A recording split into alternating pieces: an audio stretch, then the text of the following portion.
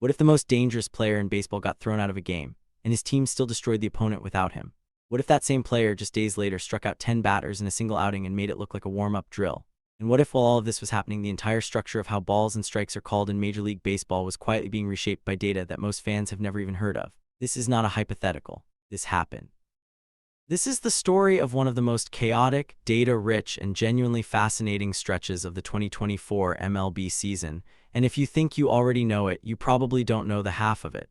Let's go back to the moment that set everything in motion. It was a night that Dodger fans will not forget quickly. Shohei Ohtani, the two-way superstar who signed the largest contract in professional sports history, $700 million over 10 years with the Los Angeles Dodgers, was ejected from a game. Not for arguing, not for charging the mound. He was ejected for something that, depending on who you ask, was either entirely justified or an absolute embarrassment for the umpiring crew on the field that night. The sequence of events was straightforward but deeply frustrating to watch.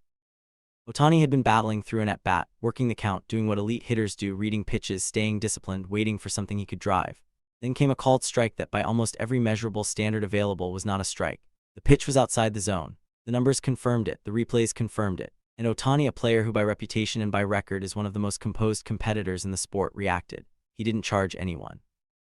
He didn't make a scene for the crowd. He simply expressed his disagreement and he was gone. Manager Dave Roberts did not hold back in his post-game comments. That pitch was not a strike, Roberts said flatly, not hedging, not softening it for the cameras. Shohei was right to question it. That is a manager going on record in front of reporters saying his superstar player was correct and the umpire was wrong. That is not a mild statement.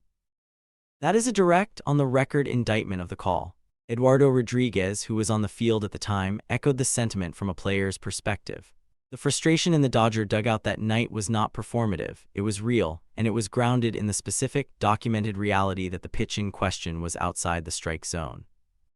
Now here is where the story gets genuinely interesting, because what happened next is the part that tends to get buried under the noise of the ejection itself. The Dodgers won anyway, not narrowly, not on a walk-off, barely surviving kind of way. They won the game without their best player finishing it. They absorbed the chaos of the moment, regrouped, and executed. That says something significant about the depth of that roster, and it says something about the culture that Roberts has built in that clubhouse. When your franchise player gets thrown out under circumstances that the entire organization publicly acknowledges were unjust, and your team responds by winning the game regardless, that is a resilient group of baseball players. We are approaching 1,500 subscribers on Hoop Action TV, and every single one of you watching right now is part of why this channel keeps growing. If you have not subscribed yet, this is the moment. Hit that subscribe button, drop a like on this video, leave a comment below, and share this with anyone who loves real, unfiltered sports breakdowns. We don't do fluff here. We do the actual story, the actual numbers, and the actual context.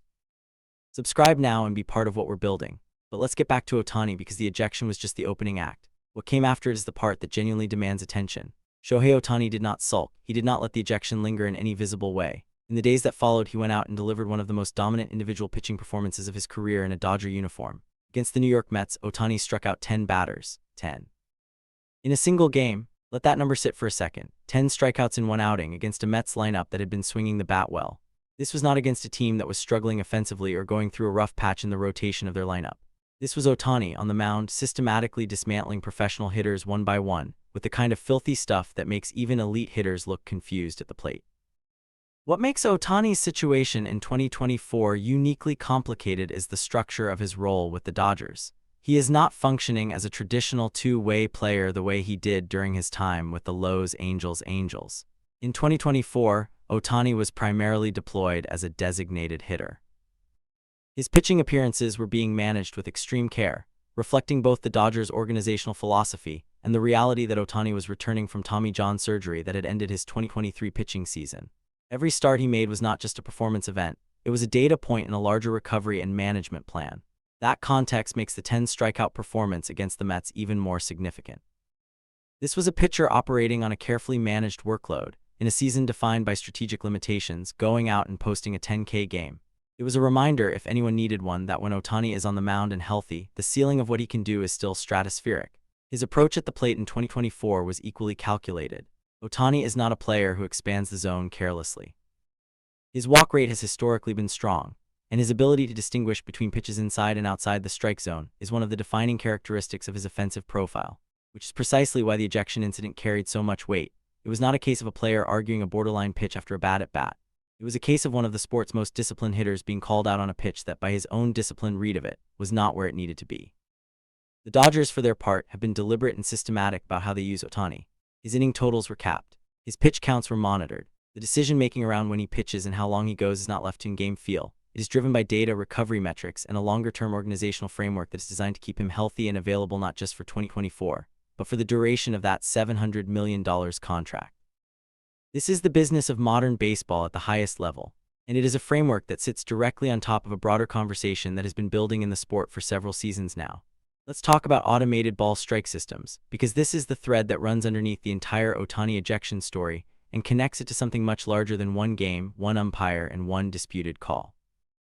ABS, the automated ball strike system, has been in development and testing in the minor leagues for several years. The concept is exactly what it sounds like: technology that tracks the precise location of each pitch and determines, with measurable accuracy, whether it is a ball or a strike, removing the human element from that specific call. The system has been tested at the AAA level and has generated a significant body of data that is now actively informing the broader conversation about where MLB officiating is heading.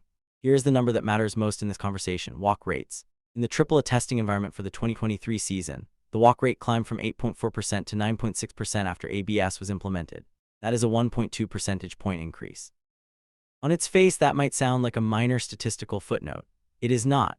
A 1.2 percentage point increase in walk rate across an entire level of professional baseball means that the automated system was consistently calling pitches as balls that human umpires had been calling strikes. It means that batters who were previously being called out on pitches outside the zone were now getting first base. It means the strike zone, as enforced by human umpires, had in aggregate been slightly larger than the defined zone the rules specify. This is not a criticism of individual umpires. Major league umpires are extraordinarily skilled at an extremely difficult job. But the data from AAA testing is what it is. When you replace human judgment with a calibrated tracking system, more pitches end up being called balls. Hitters walk more. The zone shrinks to its defined dimensions. Now apply that context retroactively to the Ohtani ejection. When Dave Roberts said that pitch was not a strike, he was not just expressing frustration on behalf of his player. He was articulating something that the ABS data structurally supports. Umpires as a population have tended to grant pitchers more of the zone than the rulebook technically allows. The pitch that the tracking system would have called a ball was called a strike on Shohei Ohtani. Ohtani reacted. He was ejected. And the systemic data that the league itself has been collecting in the minor leagues makes it harder, not easier, to argue that the umpire's call was within the reasonable margin of professional discretion. The 8.4% to 9.6% jump in walk rates is the quiet story beneath the loud story. It is the number that tells you why the argument over whether to implement ABS at the major league level is not going away. Every time there is a high-profile disputed call, and the Ohtani ejection is as high-profile as it gets, the ABS conversation gets louder. The league has explored a hybrid model in testing. Umpires continue to call balls and strikes, but players have a limited number of challenges, similar to the NFL's replay challenge system, to request an automated review of a specific pitch. The AAA data from this challenge system shows that approximately 33% of challenged calls are overturned. 1 in 3. That is not a marginal error rate.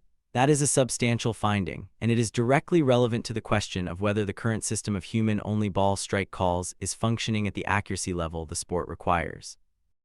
Now let's shift to a storyline that deserves far more attention than it typically receives in national coverage: Kodai Sanga and his return to the New York Mets rotation. Sanga arrived in New York before the 2023 season with significant expectations. He had been one of the most dominant pitchers in Nippon professional baseball for years, posting elite strikeout numbers and showcasing a ghost forkball, a pitch that had MLB hitters completely baffled in his debut season. In 2023, he delivered. He posted a 2.98 ERA in 29 starts, struck out 202 batters in 166.1 innings, and established himself immediately as one of the better pitchers in the National League. Then 2024 happened. Sanga dealt with significant injury issues that limited him severely. His availability was inconsistent, and there were stretches where Mets fans simply didn't know what version of Sanga, or if they'd see Sanga at all, would be on the mound. For a rotation